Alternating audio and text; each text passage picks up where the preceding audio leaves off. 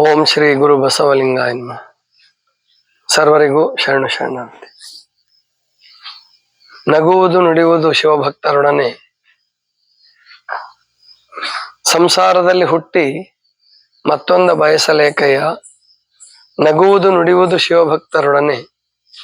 ಸುಮ್ಮಾನ ಹಮ್ಮು ಬಿಮ್ಮಾಗಿರಲೇಕಯ್ಯ. ಕೂಡಲ ಸಂಗನ ಶರಣರ ಮುಂದೆ ಮನದೆರೆದು ಮಾತನಾಡುವುದು. ಈಗ R.M. ಗೋಗೇರಿ ಅವರು ನಗುವಿನ ಬಗ್ಗೆ ಒಂದು ಕವಿತೆಯನ್ನು ಬರೆದು ಓದಿದ್ರು. ನಗು ಅನ್ನುವಂತಹದ್ದು ಎಲ್ಲರಿಗೂ ಬೇಕಾದಂತಹ ಒಂದು ಅಮೂಲ್ಯವಾದ ಸಂಪತ್ತು.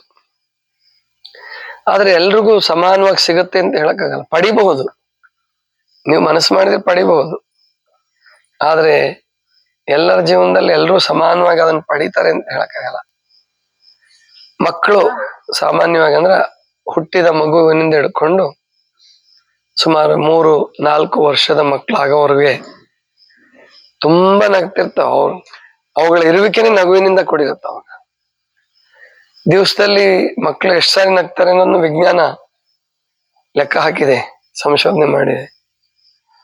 ಅವು ಸಾಮಾನ್ಯವಾಗಿ ನಿದ್ದೆ ಮಾಡುವಾಗ್ಲೂ ಕೂಡ ನಗ್ತಿರ್ತಾವ. ಗೊತ್ತು ಮಕ್ಳಿಗೆ ನೋಡಿದೆ, ಏನೋ ಕನಸು ಕಂಡ್ವೇನೋ ಅನ್ನೋ ರೀತಿಯಲ್ಲಿ ನಗ್ತಿರ್ತಾವೆ ಸಣ್ಣ ಮಕ್ಕಳು. ಆವಾಗ ಶರೀರದ ಪ್ರತಿಯೊಂದು ಅಂಗಾಂಗವು ಬೆಳಿತಿರ್ತದೆ. ಮೆದುಳಿಂದ ಹಿಡ್ಕೊಂಡು ಪ್ರತಿಯೊಂದು ಜೀವಕೋಶಗಳು ವಿಸ್ತರಣೆ ಹೆಂಗೆ ನಕ್ಷತ್ರಗಳು ವಿಸ್ತರಿಸ್ತಿದಾವೆ ಅಂತ ಹೇಳ್ತಿರಲ್ಲ, ಆ ವೇಗದಲ್ಲಿ ಅಲ್ಲದೆ ಇದ್ರೂ ಕೂಡ ಒಂದು ಮಗು ವಿಸ್ತರಣೆ ಆಗಿ ಒಂದು ಹುಟ್ಟಿದಾಗ 3 kg 3.5 kg ಇರೋದು 3.5 ವರ್ಷಕ್ಕೆ ಹೆಚ್ಚು ಕಡಿಮೆ 15-16 kg ಆಗ್ಬಿಡುತ್ತೆ. ಆಮೇಲೆ ಶರೀರ ಚೆನ್ನಾಗಿ ಬೆಳವಣಿಗೆ ಆಗುತ್ತೆ. ಇದಕ್ಕೆಲ್ಲ ಅದು ಎಷ್ಟು ಮಟ್ಟಿಗೆ ಹಾಲು ಕುಡಿಯುತ್ತೋ, ಎಷ್ಟು ಮಟ್ಟಿಗೆ ಊಟ ಮಾಡುತ್ತೋ ಗೊತ್ತಿಲ್ಲ. ಅದರಲ್ಲಿ ಬೆಳವಣಿಗೆಯಲ್ಲಿ ಮುಖ್ಯ ಪಾತ್ರ ವಹಿಸ್ತಕ್ಕಂಥದ್ದು ನಗು ಮತ್ತು ನಿದ್ರೆ. ನಿದ್ರೆನೂ ಗೊತ್ತು ನೀವು ಮಕ್ಕಳು ಎಷ್ಟು ನಿದ್ದೆ ಮಾಡ್ತವೆ ಅಂತ ಹೇಳಿ. 18 ತಾಸವರೆಗೂ ನಿದ್ದೆ ಮಾಡುವಂತ ಮಕ್ಕಳು ಇದಾವೆ, ಮಾಡ್ಬೇಕು. ಆವಾಗ ಸುಮಾರು 1-1.5-2 ವರ್ಷದವರೆಗೆ ಚೆನ್ನಾಗಿ ನಿದ್ದೆ ಮಾಡ್ತವೆ. ಆದ್ರೆ ದುರ್ದೈವ ಅಂದ್ರೆ ಇತ್ತೀಚೆಗೆ ಬಹಳ ಮಕ್ಕಳು, ಸಣ್ಣ ಮಕ್ಕಳು ಕೂಡ ರಾತ್ರಿ ತುಂಬಾ ಅಳೋದು, ನಿದ್ದೆ ಸರಿ ಮಾಡಂಗಿಲ್ಲ ಅಂತ ಕೆಲವು ಮಕ್ಕಳು ಹುಟ್ಟಿದಾವೆ. ತಂದೆ ತಾಯಿಗಳಿಗಂತೂ ತುಂಬಾ ಕಿರಿಕಿರಿ ಆಗತ್ತೆ.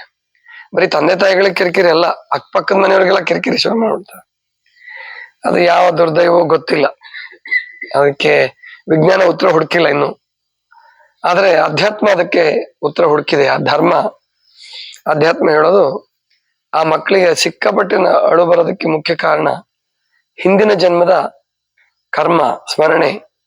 ಅದಕ್ಕೆ ನೆನಪಾಗಿದೆ, ಹೇಳಕ್ ಆಗ್ತಾ ಇಲ್ಲ. ಮತ್ತು ಕೆಲವು ಸಾರಿ ನೋವನ್ನ ಹೇಳ್ಕೊಳಕ್ ಆಗಲ್ಲ ಅದಕ್ಕೆ. ಆವಾಗ ತಾಯಿನೇ ಅರ್ಥ ಮಾಡ್ಕೊಂಡು ಅಂತ ನೋವುಗಳನ್ನ ಬೇಗ ನಿವಾರಣೆ ಮಾಡ್ತಾಳೆ. ತಾಯಿಗೆ ಗೊತ್ತಾಗತ್ತೆ ಹೊಟ್ಟೆ ನೋವು ಬಂದ್ರೆ ಅಥವಾ ಬೇರೆ ತೊಂದರೆಗಳಾದ್ರೆ ತಾಯಿಗೆ ಗೊತ್ತಾಗತ್ತೆ ಸ್ವಲ್ಪ ಮಟ್ಟಿಗೆ. ಆದ್ರೆ ಮಕ್ಕಳಿಗೆ ಏನು ತೊಂದರೆನೇ ಇರಲ್ಲ, ಆದ್ರೂ ಅಳ್ತಿರ್ತವೆ. ಅದು ಪಾಪ ಅವುಗಳ ದುರ್ದೈವ ಅಂತಾನೆ ಹೇಳ್ಬೇಕು. ಅದೇನೇ ಇರ್ಲಿ ಬಂಧುಗಳೇ, ಈಗ ನೀವು ಅಂದ್ರೆ ವಯಸ್ಸಾಗ್ತಾ ದೊಡ್ಡವರಾಗ್ತಾ ನಗು ತುಂಬಾ ಕಡಿಮೆ ಆಗ್ಬಿಡುತ್ತೆ. ಯಾಕೆಂದ್ರೆ ಆ ನಗುವಿನ ಜಾಗದಲ್ಲಿ ಆಸೆ ಆಕಾಂಕ್ಷೆಗಳು, ಮಹತ್ವಾಕಾಂಕ್ಷೆ, ಬರೀ ಆಸೆ ಆಕಾಂಕ್ಷೆಗಳಿದ್ರೆ ಪರವಾಗಿಲ್ಲ, ಮಹತ್ವಾಕಾಂಕ್ಷೆ ಬಂದ್ಬಿಡುತ್ತೆ. ಅಂದ್ರೆ ನಾನು ಇರೋದನ್ನು ಸಾಧ್ಯ ಇಲ್ಲ ಸಾಧನೆ ಮಾಡಕ್ಕೆ ಅಂತವೆಲ್ಲ ಶುರು ಆಗ್ಬಿಡ್ತವೆ. ಆಮೇಲೆ ಅನಿವಾರ್ಯಗಳು, ಅವು ಹೋಲಿಕೆ ಮಾಡ್ಕೊಳ್ತಕ್ಕಂಥದ್ದು. ಇನ್ನೊಬ್ಬರಿಗೆ ಹೋಲಿಕೆ ಮಾಡ್ಕೊಂಡು ಅವ್ರಿಗೆ ಅದಿಲ್ಲ, ಇವ್ರಿಗೆ ಇದಿಲ್ಲ, ಅವ್ರಿಗೆ ಇದೆ, ನಮ್ಗಿಲ್ಲ. ನನಗೆ ಇವತ್ತೊಂದು ಒಳ್ಳೆ ಸ್ಮರಣೆ ಬಂತು. ಇವತ್ತು ತುಂಬಾ ಖುಷಿ ಆಯ್ತು ನನಗೆ. ಏನಂದ್ರೆ ನನ್ಗೀಗ 53 ವರ್ಷ ಆಯ್ತು. ಮತ್ತೆ ಲಿಂಗ ಪೂಜೆ ಮಾಡ್ಕೊಳ್ಳೋದು ನಾನು ಒಂದೇ ಹೊತ್ತು, ಶರಣರು 3 ಹೊತ್ತು ಮಾಡ್ತಿದ್ರು. ಆಮೇಲೆ ಇವತ್ತು ಓದೋರು ಇಲ್ವಲ್ಲ, ಅಂದ್ರೆ ನೀಲಮ್ಮ ಪ್ರವಾಸಕ್ಕೆ ಹೋಗಿದ್ದಾರೆ, ಓದೋರು ಇರ್ಲಿಲ್ಲ. ನಾನು ಬೇರೆ ಬೇರೆ ಕೆಲಸ ಮಾಡ್ಕೊಂತ ಇದನ್ನ ಕೇಳ್ಕೊಂಡೆ, ಏನು ಅಂದ್ರೆ ಕೆಲವು ಪುಸ್ತಕಗಳನ್ನ ಪೆನ್ ಡ್ರೈವ್ ಅಲ್ಲಿ ಹಾಕ್ಸಿಟ್ಕೊಂಡಿದೀನಿ. ಅದ್ರಲ್ಲಿ ಯಾವ್ದಾದ್ರು ಕೇಳ್ತಿರ್ತೀನಿ. ವಿವೇಕಾನಂದರದ್ದು ಇವತ್ತು ಕೇಳಿದೆ, ಪರಮಹಂಸ ಯೋಗಾನಂದ್ರ ಕೇಳ್ತಿದ್ದೆ, ಇವತ್ತು ವಿವೇಕಾನಂದ್ರ ಕೇಳ್ತಾ ಕೂತಿದ್ದೆ. ಅವಾಗ ಒಂದು ಕಲ್ಪನೆ ಬಂತು ನನಗೆ. ಹೌದು. ಈಗ 21ನೇ ಶತಮಾನದಲ್ಲಿ ನಾನು ಕಣ್ಣಿಲ್ದಿದ್ರು ಕೂಡ ಇಷ್ಟು ಶರಣ ತತ್ವ ಅರ್ಥ ಮಾಡ್ಕೊಳಕಾಯ್ತು, ಇಷ್ಟೆಲ್ಲ ಮಾಡ್ಲಿಕ್ಕೆ ಸಾಧ್ಯ ಆಯ್ತು. ಒಂದ್ ವೇಳೆ 12ನೇ ಶತಮಾನದಲ್ಲೇ ಇದ್ದಿದ್ರೆ, ಅಥವಾ 15ನೇ ಶತಮಾನದಲ್ಲೋ 14ನೇ ಶತಮಾನದಲ್ಲೋ, ಅಂದ್ರೆ ಲೂಯಿ ಬ್ರೈಲ್ರು ಬ್ರೈಲ್ ಲಿಪಿ ಕಂಡಿಡಿಯಕ್ ಮುಂಚೆ ನಾನು ಕಣ್ಣಿಲ್ದವನಾಗಿದ್ರೆ ನಾನೇನ್ ಸಾಧನೆ ಮಾಡ್ತಿದ್ದೆ? ಏನು ಮಾಡಕ್ ಆಗ್ತಿರ್ಲಿಲ್ಲ ಅಲ್ವಾ? ಆದ್ರಿಂದ ಈ ನನ್ ಮಾಡಿರೋ ಸಾಧನೆ ತುಂಬಾ ಖುಷಿ ಕೊಡ್ಬೇಕು ನನಗೆ ಅಂತ ಮನ್ಸಿಗೆ ಹೇಳ್ದೆ, ಖುಷಿ ಪಡು ಅಂತ ಹೇಳಿ. ಇಲ್ಲಾಂದ್ರೆ ಈ ಮನ್ಸು ಏನ್ ಮಾಡುತ್ತೆ, ಅವ್ರಿಗೆ ಹೋಲಿಸ್ಕೊಂಡು ಇವ್ರಿಗೆ ಹೋಲಿಸ್ಕೊಂಡು ಹೋಲಿಕೆ ಅನ್ನೋದು ಶುರು ಆಗ್ಬಿಟ್ಟಿರುತ್ತೆ. ಹೆಂಗ್ ನಮಗ್ ಕೀರ್ತಿ ಜಾಸ್ತಿ ಹಾಕೊಂತ ಹೋಗುತ್ತೋ, ಯಶಸ್ವಿ ಮನುಷ್ಯರಾಗ್ತಾ ಇದ್ದಂಗೆನೆ ಆ ಸಿಕ್ಕ ಯಶಸ್ವಿನಲ್ಲಿ ಯಶಸ್ಸಲ್ಲಿ ಸಂತೋಷ ಪಡಲ್ಲ, ಇಲ್ಲದಕ್ಕೆ ಅಥವಾ ಇನ್ನೊಂದು ದೊಡ್ಡದಕ್ಕೆ ಆಸೆ ಮಾಡ್ತಕ್ಕಂಥದ್ದು ಶುರು ಆಗತ್ತೆ. ಆವಾಗ ತುಂಬಾ ಸಮಾಧಾನ ಆಯ್ತು, ಸಂತೋಷ ಆಯ್ತು. ಆದ್ರಿಂದ ನಾನು ಎಲ್ರಿಗೂ ಹೇಳೋದಷ್ಟೇ, ನಾವು ಬೇರೆಯವ್ರಿಗೆ ಹೋಲಿಕೆ ಮಾಡ್ಕೊಳ್ಳೋದಕ್ಕಿಂತಲೂ ನಾವು ಸಣ್ಣವರಿದ್ದಾಗ ಯಾವ ನಿರೀಕ್ಷೆಗಳಿದ್ವು, ಆ ನಿರೀಕ್ಷೆಗಳು ಈಡೇರಿದಾವ, ಖಂಡಿತ ಈಡೇರಿರ್ತವೆ. ಆಮೇಲೆ ನಾವು ಅವಾಗ ಎಷ್ಟು ಆರೋಗ್ಯವಾಗಿದ್ವಿ ಅದಕ್ಕಿಂತ ಈಗ ಆರೋಗ್ಯವಾಗಿದ್ದೀವಿ. ನಾನಂತೂ ಆರೋಗ್ಯವಾಗಿದ್ದೀನಿ. ಸಣ್ಣ ಹುಡುಗನಲ್ಲಿ ನನಗೆ 2 ಕಿಲೋಮೀಟರ್ 3 ಕಿಲೋಮೀಟರ್ ನಡೆಯೋದು ಕಷ್ಟ ಆಗೋದು. ಈಗ ಒಂದ್ ವೇಳೆ ನೀವ್ ಯಾರಾದ್ರೂ ಚಾಲೆಂಜ್ ಮಾಡಿದ್ರೆ 20 ಕಿಲೋಮೀಟರ್ ಎಲ್ಲೂ ಕೂಡ್ಲಾರ್ದಂಗ್ ನಡೀತೀನಿ, ಬೇಕೇನ ಎಲ್ಲೂ ಕುತ್ಕೊಳ್ಳೋದೇ ಬೇಡ, ರೆಸ್ಟೇ ಬೇಡ. ಅಷ್ಟ್ರ ಮಟ್ಟಿಗೆ ಶಕ್ತಿ ಬಂದಿದೆ ಅಂತಂದ್ರೆ ಈ ವಯಸ್ಸಿಗೆ ಎಷ್ಟು ಸಂತೋಷ ಪಡ್ಬೇಕಲ್ವಾ? ದೇಹ ಚೆನ್ನಾಗಿದೆ, ಆರೋಗ್ಯ ಚೆನ್ನಾಗಿದೆ, ಒಳ್ಳೆ ಪರಿಸರ ನಿರ್ಮಾಣ ಮಾಡಿದೀವಿ ಇವತ್ತು. ಅಂದ್ರೆ ಬೇರೆ ಎಂತ ಅನೇಕ ಜನರಿಗೆ ಸಿಗ್ಲಾರ್ದವ್ರಿಗೆ, ಎಂತೆಂತ ಕೋಟ್ಯಾಧೀಶರುಗಳಿಗೆ ಸಿಗಲಾರದಂತಹ ಒಂದು ಸುಂದರ ಪರಿಸರ, ಸರಳ ಪರಿಸರ ಮತ್ತು ಪ್ರಕೃತಿದತ್ತ ಪರಿಸರ. ಅದೇ ನಮ್ಮ ಮಾಸ್ಟರ್ಗೆ ಪರಿಚಯ ಮಾಡ್ಕೊಡ್ಬೇಕು. ಈಗ ಇಲ್ಲಿ ಕೆಲಸ ನಡೀತಾ ಇದೆಯಲ್ಲ, ಇಲ್ಲಿ ನೀವು ದಾಟ್ಕೊಂಡ್ ಬಂದ್ರಿ ಬರುವಾಗ, ಇದು ಕೂಡ ನೀರ್ ಹಿಂಗ್ಸೋದಕ್ ಮಾಡಿರ್ತಕ್ಕಂಥ ವ್ಯವಸ್ಥೆ ಅದು. ಅಂದ್ರೆ ಈ ಅಂಗಳ ಮೊದಲು ಮಣ್ಣಿಂದ ಇತ್ತು, ಈಗ ಒಂದ್ 3-4 ತಿಂಗಳಲ್ಲಿ ಕಾಂಕ್ರೀಟ್ ಮಾಡಿದ್ವಿ ಅದನ್ನ. ಈ ಕಾಂಕ್ರೀಟ್ ಮೇಲೆ ಬಿದ್ದಂತ ನೀರು ಭೂಮಿಲಂತೂ ಹಿಂಗಲ್ಲ. ಸರಿ, ಅದು ಎಲ್ಲಿ ಹೋಗ್ಬೇಕು? ನಾವು ಆಚೆ ಬಿಟ್ಬಿಟ್ರೆ ರಸ್ತೆಗೆ ಹೋಗಿ ರಸ್ತೆಯಿಂದ ಆಚೆಗೆ ಹೊರಟೋಗ್ಬಿಡುತ್ತೆ.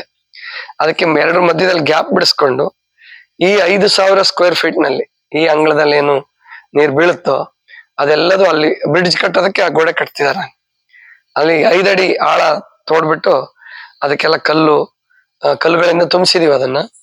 ಇಲ್ಲಿ ಬಿದ್ದಂತ ಸುಮಾರು, ಅಂದ್ರೆ ನಮ್ಮ ಧಾರವಾಡದ ಮಳೆಗೆ ಚೆನ್ನಾಗಾದ್ರೆ 1 ವರ್ಷಕ್ಕೆ 5-6 ಲಕ್ಷ ಲೀಟರ್ ನಾವು ಅಲ್ಲಿ ಇಂಗಿಸ್ತೀವಿ ಅದನ್ನ, ಭೂಮಿ ಒಳಗಡೆ ಹೊರಟೋಗುತ್ತೆ ಅದು. ಇಲ್ಲಿ ಒಂದು ಇಂಗಗುಂಡಿ ಇದೆ, ನೀವು ತಿಳ್ಕೊಳ್ಳಿ, ಬೇರೆಯವ್ರಿಗೂ ಹೊಸೊಬ್ರು ಬಂದಿದ್ರೆ 3 ಶೆಡ್ಡಿನ ನೀರ್ ಅಲ್ಲಿಗೆ ಬರುತ್ತೆ.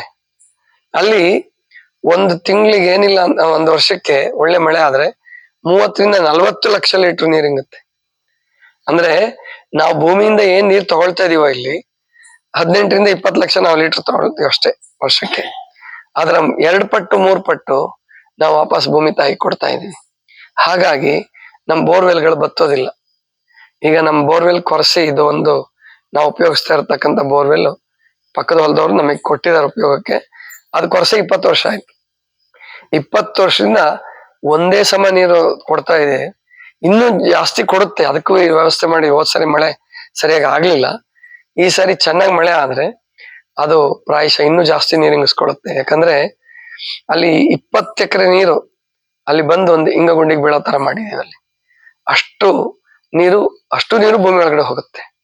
ನಮ್ ಬೋರ್ವೆಲ್ಗೆ ಉಪಯೋಗ ಆಗ್ಲಿ, ಬೇರೆಯವ್ರದಕ್ಕೆ ಉಪಯೋಗ ಆಗ್ಲಿ, ಒಟ್ಟು ಯಾರ್ದಕ್ಕೆ ಉಪಯೋಗ ಆದ್ರೂ ಕೂಡ ಭೂಮಿ ತಾಯಿ ಕುಡಿಸ್ತೀವಿ ನಾವು. ಅಂದ್ರೆ ಆಮೇಲೆ ಇಲ್ಲಿ ಮರ ಗಿಡಗಳು ಹಚ್ಚಿದ್ವಿ ಈಗ ಒಂದು 4 ವರ್ಷದಲ್ಲಿ, 5 ವರ್ಷ ಮೇಲೆ ಆಗಿರ್ಬೋದು, ಕೊರೋನಾಕ್ಕಿಂತ ಮುಂಚೆನೆ ಅಂತ ಕಾಣತ್ತವು. ಅದು ಅಂದ್ರೆ ದೊಡ್ಡ ಗುಂಡಿ ಮಾಡಿಸಿದ್ವಿ, ಅಲ್ಲಿ ಗಿಡಗಳು ಬೆಳ್ಕೊಂಡು ಮರಕ್ಕೆ ಗೊಬ್ಬರ ಆಗ್ಲಿ ಅಂತ ಹೇಳ್ಬಿಟ್ಟು ದೊಡ್ಡ ಗುಂಡಿಗಳನ್ನ ಮಾಡಿಸಿದ್ವಿ. ಒಂದು ಗುಂಡಿ ಏನಿಲ್ಲ ಅಂದ್ರೂ 1,000 ಲೀಟರ್ ನೀರು ಹಿಡಿಯುತ್ತ. ಅದು ಒಂದು ಮಳೆ ಬಂದ್ರೆ ಅದು ಸುಮಾರು 5,000 ಲೀಟರ್ ನೀರನ್ನು ಹಿಂಗಿಸ್ಬೋದೇನೋ ಅದು. ಅಂದ್ರೆ ಬಂದಿದ್ ನೀರಲ್ಲಿ ನಿಲ್ಲಲ್ಲ, ಮೊದ್ಲು ಆಚೆ ಒಳಗಡೆ ಹೊರಟೋಗ್ಬಿಡುತ್ತೆ. ಹಂಗೆ ಸುಮಾರು ನಾವು ಇವಾಗ ಎಲ್ಲ ಲೆಕ್ಕ ಹಾಕಿದ್ರೆ 400 ಗಿಡ ಹಾಕಿದೀವಿ ಸ್ಕೂಲಲ್ಲಿ ಮತ್ತು ರೋಡಿಂದೆಲ್ಲ ಸೇರಿದ್ರೆ 400 ಗಿಡ ಹಚ್ಚಿದೀವಿ. ಒಂದು ವರ್ಷಕ್ಕೆ ನಾವು ಸುಮಾರು 1.5 ಕೋಟಿಯಿಂದ 2 ಕೋಟಿ ಲೀಟರ್ ನೀರ್ವರೆಗೂ ಅಷ್ಟು ಸಂಖ್ಯೆಯಲ್ಲಿ ನೀರನ್ನ ನಾವು ಭೂಮಿ ಒಳಗಡೆ ಹಿಂಗಿಸ್ತೀವಿ. ಅಂದ್ರೆ ಆವಾಗ ಭೂಮಿ ತಾಯಿಯಿಂದ ನಮಗೆ ಒಳ್ಳೆ ನೀರು ಸಿಗುತ್ತಲ್ವಾ. ಆದ್ರಿಂದ ಎಲ್ರೂ ಇದನ್ನ ಮಾಡ್ಬೇಕು. ಅಂದ್ರೆ ನಮ್ಮ ಜೀವನ ಸುಸೂತ್ರವಾಗಿರ್ಬೇಕಾದ್ರೆ, ನಮ್ಮ ಜೀವನ ನಗ್ಬೇಕಾದ್ರೆ, ದೊಡ್ಡವರಾದ್ಮೇಲೆ ಮಕ್ಳು ನಕ್ಕಂಗ್ ನಗಕ್ ಆಗಲ್ಲ ನಮಗೆ. ಮಕ್ಳು ಅಪ್ರಜ್ಞಾವಸ್ಥೆಯಲ್ಲಿ ನಗ್ತವೆ. ಓಕೆ, ನಾನ್ ಮಗು ಇದ್ದೀನಿ, ನಾನ್ ನಗ್ಬೇಕು, ನನಗ್ ನಿಶ್ಚಿಂತ ಇದೆ, ನಮ್ ತಾಯಿ ನೋಡ್ಕೊಂತಾಳೆ, ತಂದೆ, ಯಾವ ಪ್ರಜ್ಞೆಯೂ ಇಲ್ಲ ಅವಕ್ಕೆ, ಏನು ಗೊತ್ತಿಲ್ಲ ಅವಕ್ಕೆ. ಅದು ಮಗುವಿನ ಧರ್ಮ, ನಗೋದೇ ಮಗುವಿನ ಧರ್ಮ. ಆದ್ರೆ ದೊಡ್ಡವ್ರು ಆಗ್ತಾ ಆಗ್ತಾ ಮಗು ತರನೇ ಇರಕ್ಕಾಗತ್ತಾ? ಇಲ್ಲ. ಅದ್ ನಾವು 7ನೇ ಕ್ಲಾಸಲ್ಲಿ ಇದ್ದಾಗ ಒಂದು ಪದ್ಯ ಇತ್ತು, ಮೇರಾ ನಯ ಬಚ್ಪನ್ ಅಂತ ಹೇಳ್ಬಿಟ್ಟು, ಆಕೆ ಸುಭದ್ರಾ ಟಂಡನ್ ಚೌಹಾನ್, ಕರೆಕ್ಟ್, ಚೌಹಾನ್ ಬರ್ದಿರೋದು. ಅವ್ರು ಕೇಳ್ಕೊಂತಾರೆ, ನನಗೆ ಆ ಬಾಲ್ಯ ವಾಪಸ್ ಬರ್ಲಿ. ಎಂದಿಗೂ ಬರಲ್ಲ, ಸಾಧ್ಯನೇ ಇಲ್ಲ. ಬೇಡ ರೀ, ಸುಭದ್ರಾ ಚೌಹಾನ್ ಅವರು ಇದಾರ ಇಲ್ವೋ ಗೊತ್ತಿಲ್ಲ, ಮೋಸ್ಟ್ಲಿ ಇಷ್ಟು ದಿವಸ ಇಲ್ಲ, ಅವರು ತೀರ್ಕೊಂಡಿರ್ತಾರೆ. ನೀವು ಸಣ್ಣ ಉದಾಹರಣೆ ಕೊಡ್ತೀನಿ ನಿಮಗೆ. ನಿಮ್ಗೊಂದು ಮುದ್ದಾದ ಮಗು ಇದೆ ಅಂತ ಇಟ್ಕೊಳ್ಳಿ. ಈಗ ನಮ್ಮ ಇವನ್ನೇ ತಗೊಳ್ಳೋಣ, ಮಲ್ಲ ಇದನ್ನ, ತ್ರಿಭುವನ ಮಲ್ಲ. ಈಗ ಈ ಮಗು ಇದೆಯಲ್ಲ, ಇವನಿಗೀಗ ಒಂದ್ 4 ವರ್ಷ 5 ವರ್ಷ ಇರ್ಬೋದು. ಈಗ ಇವನು ಬಹಳ ಚಂದ, ಇವನು ಆಮೇಲೆ ಮುದ್ದಾಗಿದ್ದಾನೆ, ಏನ್ ಹೇಳಿದ್ರು ಚೆನ್ನಾಗಿ ಹೇಳ್ತಾನೆ. ಅವ್ನ್ ನೋಡಿದ್ರೆ ಬರೀ ಅವ್ರ ತಾಯಿ ತಂದೆಗಳಿಗಲ್ಲ, ಎಲ್ಲರಿಗೂ ಪ್ರೀತಿ ಬರ್ತದೆ. ಆದ್ರೆ ಇದೇ ಮಗು ಇದು ಬಹಳ ಒಳ್ಳೇದಪ್ಪ, ಈ ಬಚ್ಪನ್, ಈ ಬಾಲ್ಯ ಬಹಳ ಒಳ್ಳೇದು ಅಂತ ಇನ್ನೂ 15 ವರ್ಷ ಈ ಮಗು ಹಿಂಗೆ ಇದ್ರೆ ಕಲ್ಪಿಸ್ಕೊಳ್ಳಿ. 20 ವರ್ಷ ತ್ರಿಭುವನ ಮಲ್ಲ ಅದ, ಹಿಂಗೆ ಅಂತ ಇಟ್ಕೊಳ್ಳಿ. ಅವಾಗೇನಂತೀರಿ ನೀವು? ಅವನಿಗೆ ಮುದ್ದು ಮಾಡ್ತೀರಾ? ಇಲ್ಲ, ಚಿಂತೆ ಮಾಡ್ತಾರೆ. ಇನ್ನು 10-15 ವರ್ಷ ಬೇಡ, ಇನ್ 4 ವರ್ಷ ಇದೇ ಬೆಳವಣಿಗೆನೇ ಆಗ್ಲಿಲ್ಲ ಅಂದ್ರೆ ಅವ್ರವ್ವ ಅಪ್ಪನ ಚಿಂತೆ ಶುರು ಆಗತ್ತೆ. ಅಯ್ಯೋ, ಇದು ಅಬ್ನಾರ್ಮಲ್ ಮಗು ಹುಟ್ಬಿಡ್ತಲ್ಲಪ್ಪ ಅಂತ ಹೇಳ್ಬಿಟ್ರು ಅಲ್ವಾ. ಅಂದ್ರೆ ಪ್ರಕೃತಿನಲ್ಲಿ ಯಾವಾಗ ಏನೇನ್ ಆಗ್ಬೇಕೋ ಅದಾಗ್ಲೇಬೇಕು. ಆದ್ರೆ ಪ್ರಕೃತಿಯನ್ನ ಮೀರಿ ಸಂಸ್ಕೃತಿಯಲ್ಲಿ ಬದುಕಿದ್ರೆ, ಆಧ್ಯಾತ್ಮ ಜೀವನವನ್ನು ಅಳವಡಿಸ್ಕೊಂಡು ಬದುಕಿದ್ರೆ ನಮಗೆ ಹೊಸ ಜೀವನ ಶುರುವಾಗುತ್ತೆ. ಇವತ್ತು ನನ್ನ ಜೀವನ ನಿಮಗೆ ಸಂತೋಷ ಕೊಡ್ತಾ ಇದ್ರೆ ಅದಕ್ಕೆ ಕಾರಣ ಏನಪ್ಪಾ ಅಂತಂದ್ರೆ, ನಾನು ನನ್ನ ಜೀವನವನ್ನು ಪರಿವರ್ತನೆ ಮಾಡ್ಕೊಳ್ಳೇಬೇಕು ಅಂತ ನಿಂತ್ಕೊಂಡೆ. ಆಧ್ಯಾತ್ಮದ ಸ್ಪರ್ಶದಿಂದ. ಇದೇ ಪರಶಮಣಿ ಅಂತಾರೆ ಆಧ್ಯಾತ್ಮ ಕ್ಷೇತ್ರದಲ್ಲಿ. ಹಾಗೆ ಸಂಕಲ್ಪ ತೊಟ್ಟು ನಿಂತ್ಕೊಂಡಾಗ ಇವೆಲ್ಲ ಸಾಧ್ಯ ಆಗತ್ತೆ. ನಿಮ್ಮ ಜೀವನದಲ್ಲೂ ಕೂಡ ನೀವು ಹಾಗೆ ಮಾಡ್ಬೋದು.